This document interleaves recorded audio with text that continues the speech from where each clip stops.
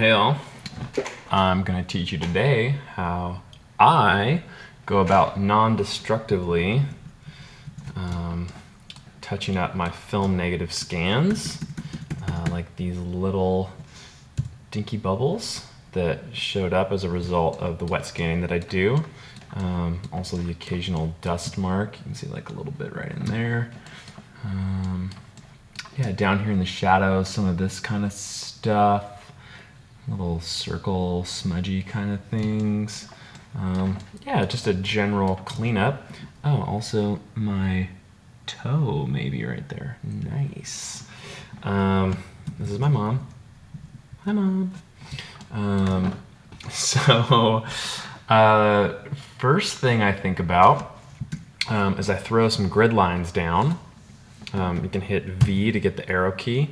And then grab your ruler on the side, left click, and drag them over.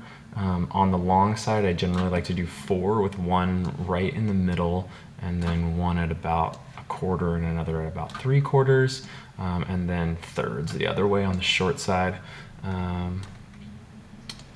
Yeah, and that gives me just a way that I can sweep sequentially and keep track of where I've already edited and gone over and where I need to look for smudges and things to correct. So once you've got that, you can toggle it using the Apple semicolon key. I don't know what it is on PC, but if you go to the top bar and view, and then yeah, right here, show, and then guides. You can also toggle it on and off. So once you have your grids on, then the next step that I do is I put on a transparent layer, and I always label it clone layer, and I throw a layer mask on there. And so once you have that all set up,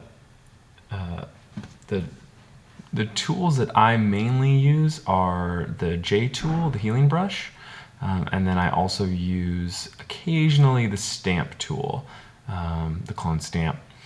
And sometimes if I'm painting on the mask, then I will need B for brush. But I'm going to go back ahead and hit J. Takes me back to there. Woo.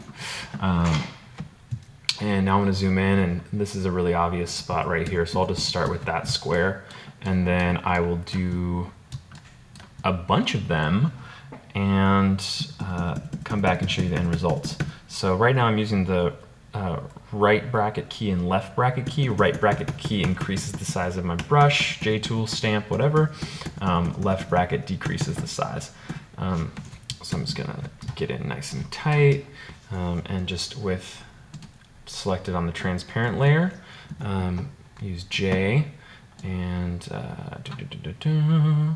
there we go, gone, gone. And even little stuff like this that shows up like that I just went over, like I don't know if that's a smudge or you know, something actually on the picture, but I'm just going to get rid of it anyways, right? Like right there.